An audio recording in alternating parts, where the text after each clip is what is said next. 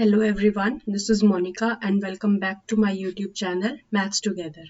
तो आज हम डिस्कस करने वाले हैं एक्सरसाइज 1.4 के क्वेश्चन नंबर 6 को। ठीक है, इसमें हमें एक ए सेट दिया हुआ है, एक बी सेट दिया हुआ है, एक सी सेट और एक डी सेट दिया हुआ है। ठीक है, तो यहाँ पे उसने फर्स्ट पार्ट में हमसे पूछा है कि आपको क्या कैलकुलेट करना है, ए इंटरसेक्शन बी। ठीक है, इंटरसेक्शन यूनियंस के जो भी ऑपरेशंस होते हैं, जो भी हमारे सेट्स पे, उनके लिए हमने बेसिक्स जो है वो पढ़ चुके हैं और उसके लिए डिटेल्ड वीडियो भी बनाई हुई है। तो जिस भी बच्चे ने वो वीडियो नहीं देखी है, आप वो वीडियो जाके चेकआउट कर सकते हैं। ठीक है, तो अब हम सॉल्व कर रहे हैं क्वेश्चन नंबर 6। तो यहाँ उसने बोला है ए इंटरसेक्शन बी निकालना है। ठीक है, तो ए इंटरसेक्शन बी का मतलब क्या होता है, this is a sign of intersection and we want to calculate A intersection B। ओके, तो A intersection B में वो एलिमेंट्स आते हैं जो A के अंदर भी हो और B के अंदर भी हो, मतलब जो A और B के अंदर कॉमन हो। इन अदर वे जो A और B दोनों के पास हो वो आता है आपके पास A इंटरसेक्शन B के अंदर। ठीक है, तो हम इसके एलिमेंट्स को लिखना स्टार्ट करते हैं। तो देखो A के पास 3 है, B के पास 3 नहीं है ना, तो इसके इंटरसेक्शन में नहीं आएगा। नेक्स्ट A के पास 5 है लेकिन B के पास 5 नहीं है, तो ये भी नहीं आएगा। नेक्स्ट A के पास 7 है और B के पास भी 7 है, तो यहाँ पे आ जाएगा आपका 7। ठीक है, उसके बाद A के पास 9 है और B के पास भी 9 है, तो यहाँ 9 भी आ जाएगा। नेक्स्ट A के पास 11 है, B के पास भी 11 है, तो यहाँ 11 आ जाएगा। ठीक है, अब A के तो सारे एलिमेंट्स हमने चेक कर लिए कि आएंगे इसमें या नहीं आएंगे। अब देखो ये 13 B के पास है लेकिन A के पास नहीं है ना, तो ये हमारा क्या बन जाएगा, A इंटरसेक्शन B बन जाएगा। ठीक है, नेक्स्ट देखो, नेक्स्ट उसने बोला है B इंटरसेक्शन C। ठीक है, B इंटरसेक्शन C मतलब जो B के पास भी है और C के पास भी है। ठीक है, अब देखो 7 B के पास है लेकिन 7 C के पास नहीं है, तो इसके इंटरसेक्शन में नहीं आएगा। 9 B के पास है लेकिन C के पास नहीं है, तो इंटरसेक्शन में नहीं आएगा। अब 11 B के पास है और 11 C के पास भी है, तो दोनों के पास है, तो यहाँ पे आ जाएगा 11। ठीक है, अब 13 B के पास है और C के पास भी है, तो यहाँ आ जाएगा 13। अब हम B पूरा सेट कवर हो गया है, अब बात करते हैं हम 15 की। तो 15 B के पास है नहीं है, C के पास है, लेकिन हमें तो कौन सा एलिमेंट चाहिए जो दोनों के पास हो, तो यहाँ से आ जाएगा 11 और 13। ठीक है, आई होप आपको क्लियर होगा ये। अब नेक्स्ट उसने पूछा है A intersection C intersection D। ठीक है, जो तीनों के पास हो। ठीक है, तो अगर आप इसमें कंफ्यूज हो रहे हो तो आप दो दो को कर लो पहले। ठीक है, पहले मैं निकाल लेती हूँ C इंटरसेक्शन D और फिर उसका इंटरसेक्शन A के साथ कर दूंगी, है ना। तो C और D में देखो क्या कॉमन है, C के पास 11 है लेकिन D के पास नहीं है, तो नहीं आएगा। C के पास 13 है लेकिन D के पास नहीं है, तो नहीं आएगा। C के पास 15 है और D के पास भी 15 है, तो यहाँ 15 आ जाएगा, है ना। C के पास बस खत्म हो गया, एलिमेंट्स ही नहीं है, तो डी के साथ इंटरसेक्शन में आ ही नहीं सकते, है ना। तो यहाँ पे सी इंटरसेक्शन डी कितना आ गया, 15। अब हम निकालते हैं A intersection C intersection D. ठीक है, तो ए क्या है, मेरा ये सेट है, चाहे मैं पूरा ये सेट लिख लूं यहाँ पे 3, 5, 7, 9, 11, और इसका इंटरसेक्शन मेरे को किसके साथ देखना है, 15 के साथ। तो देखो इसमें से कोई भी एलिमेंट कॉमन है, 15 इसके पास है, ये छोटा सेट है ना, इसको चेक कर लेते हैं। 15 इसके पास है लेकिन ए में तो कहीं भी 15 है ही नहीं, मतलब इन दोनों सेट्स में एक सेट ये हो गया और एक सेट ये हो गया, दोनों में कुछ भी कॉमन नहीं है, तो यहाँ से हमारा क्या आ जाएगा, एम्प्टी सेट। ठीक है, जिसमें कोई भी एलिमेंट कॉमन नहीं होता उसमें क्या आ जाता है, एम्प्टी सेट। और मैंने बताया था ऐसे सेट्स क्या हो जाते हैं, डिसजॉइंट सेट्स, जिनमें कुछ भी एलिमेंट कॉमन नहीं होते, वो क्या बन जाते हैं, हमारे डिसजॉइंट सेट्स।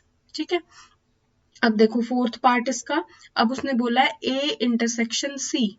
ठीक है, तो ए देखो, ए ये वाला है और सी ये वाला है, इसमें देखो क्या कॉमन है, 3 देखो ए के पास है लेकिन 3 सी के पास नहीं है, 5 ए के पास है लेकिन सी के पास नहीं है, 7 ए के पास है लेकिन सी के पास नहीं है, 9 सी के पास है लेकिन सी के पास नहीं है, 11 ए के पास है और सी के पास भी है ना। तो इसमें क्या आ जाएगा, हमारा 11 आ जाएगा। ठीक है। 15 देखो इसके पास है लेकिन इसके पास नहीं है, दोनों के पास होना चाहिए, तो दोनों के पास सिर्फ एक ही एलिमेंट है, दैट इज 11, राइट। अब हम बात करते हैं नेक्स्ट पार्ट की। नेक्स्ट में उसने बोला है बी इंटरसेक्शन डी, ठीक है। तो बी इंटरसेक्शन डी कौन सा है, बी ये सेट है और डी ये सेट है मेरा, ठीक है।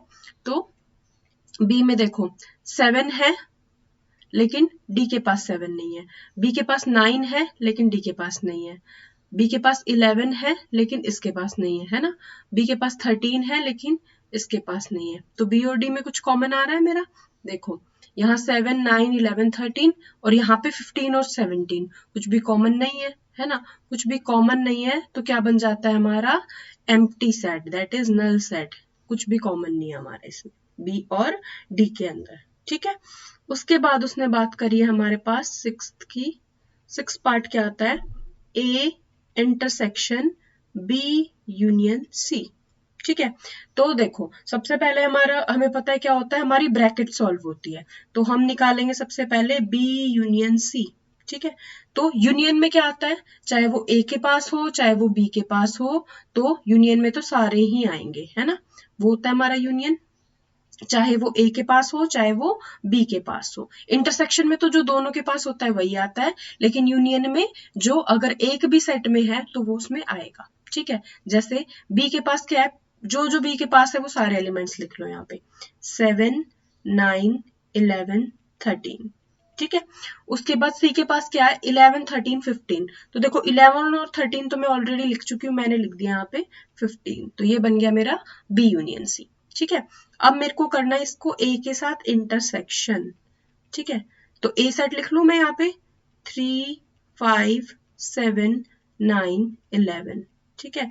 इसका इंटरसेक्शन करना है मुझे इसके साथ 7, 9, 11, 13, 15, ठीक है। तो देखो यहाँ पे दोनों के इंटरसेक्शन में क्या क्या कॉमन आ रहा है, इनमें इन दोनों के इंटरसेक्शन में क्या आ रहा है, मतलब जो इनमें कॉमन है वो क्या आ रहा है, देखो 3 इसके पास है लेकिन इसके पास नहीं है, 5 इसके पास है लेकिन इसके पास नहीं है, तो यहाँ से 7 दोनों के पास है ना, और 9 दोनों के पास है और 11 दोनों के पास है, तो ये इसका आंसर हो गया, ठीक है।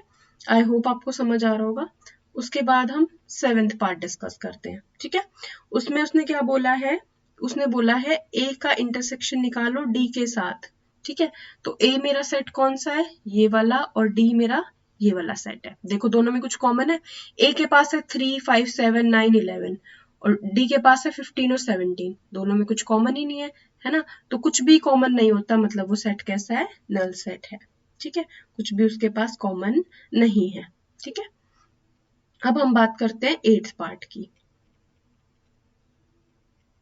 तो उसने बोला है निकालो A intersection B union D, ठीक है। तो सबसे पहले क्या निकालोगे आप, ब्रैकेट सॉल्व करोगे, बी यूनियन डी निकालोगे, ठीक है। बी यूनियन डी मतलब जो एलिमेंट बी के पास हो या फिर डी के पास हो सारे इसमें आ जाएंगे। तो देखो पहले लिख दो बी वाले सारे एलिमेंट 7, 9, 11, 13, ठीक है।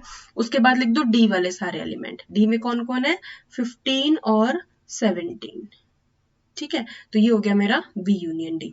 अब मेरे को क्या करना है, इसको ए के साथ इंटरसेक्शन करना है बी यूनियन डी का, ठीक है। तो ए क्या है मेरा 3, 5, 7, 9, 11, ठीक है। इसका इंटरसेक्शन करना है मुझे 7, 9, 11, 13, 15, 17, ठीक है।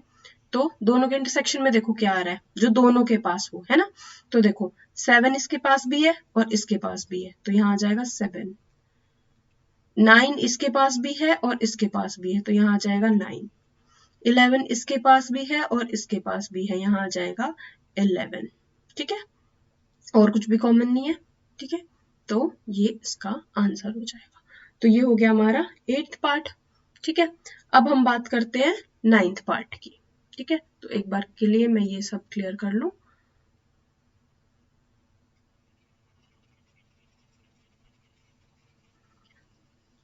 ऐसे ही सॉल्व करना है, जो हमारा इजी, जो मतलब जो हमारा ब्रैकेट वाले क्वेश्चन है सबसे पहले उनमें ब्रैकेट सॉल्व होएगी, और ब्रैकेट सॉल्व होने के बाद फिर आप लोग उसको जो अदर ऑपरेशन है, ब्रैकेट के बाहर ऑपरेशन है, उसको परफॉर्म करोगे, ठीक है। तो अब हम बात करते हैं हमारे नेक्स्ट पार्ट की। हमारा नेक्स्ट पार्ट क्या है, नाइन्थ पार्ट। ठीक है, नाइन्थ में उसने बोला है कि आपको निकालना है ए इंटरसेक्शन बी और उसका यूनियन करना है फिर बी यूनियन सी के साथ। ठीक है, तो पहले आप ये दोनों एलिमेंट निकालो, ये एलिमेंट और ये वाला सेट और ये वाला सेट, फिर उनका यूनियन कर देना। ठीक है, तो मैं निकालूंगी ए इंटरसेक्शन बी। तो ए इंटरसेक्शन बी देखो हमने यहाँ निकाला भी हुआ है, ये हमारा 7,9,11। ठीक है, उसके बाद मैं निकालूंगी बी यूनियन सी। ठीक है, बी यूनियन सी मतलब जो सारे एलिमेंट बी के पास है वो सारे आ जाएंगे इसमें, 7, 9, 11, 13, और सी में जो एलिमेंट है वो भी आ जाएंगे। 11, 13 तो हम ऑलरेडी लिख चुके हैं, तो यहाँ पे 15 आ जाएगा। ठीक है, अब क्या कर दो इन दोनों का union, A intersection B union B union C, है ना, इन दोनों का यूनियन करना है। तो मतलब जो सारे एलिमेंट इसके पास हो, मतलब यहाँ ऐसे लिख लो 7, 9, 11 यूनियन 7, 9, 11, 13, 15। ठीक है, तो इसके यूनियन में क्या आ जाएगा, देखो जो एलिमेंट सारे इसके पास हो वो लिख दो पहले 7, 9, 11, फिर इसके वाले भी सारे लिख दो, 7, 9, 11 तो लिख ही चुकी, उसके बाद 13 और 15, ये इसका आंसर हो जाएगा।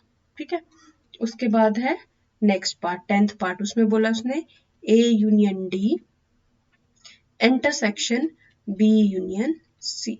ठीक है, अब देखो ए यूनियन डी निकालोगे पहले, ए यूनियन डी, तो ए के पास कौन कौन से एलिमेंट है, 3, 5, 7, 9, 11, और डी के पास कौन से एलिमेंट है, 15 और 17। क्योंकि हम यूनियन निकाल रहे हैं तो चाहे वो ए के पास हो चाहे वो डी के पास हो, दोनों इसमें आएंगे। ठीक है, उसके बाद हम क्या निकालेंगे, बी यूनियन सी। ठीक है, तो बी वाला एलिमेंट्स 7, 9, 11, 13। ठीक है, और सी वाले एलिमेंट 11, 13 तो आ ही गए, 15। ठीक है, अब निकालना है हमें इन दोनों का इंटरसेक्शन। ठीक है, इन दोनों के इंटरसेक्शन में देखो दोनों के पास क्या क्या कॉमन है, देखो 7 दोनों के पास दिख रहा है मुझे तो 7 लिख दिया, 9 दोनों के पास है तो 9 लिख दिया, 11 दोनों के पास है ना, 13 नहीं है दोनों के पास, है ना, 15 है।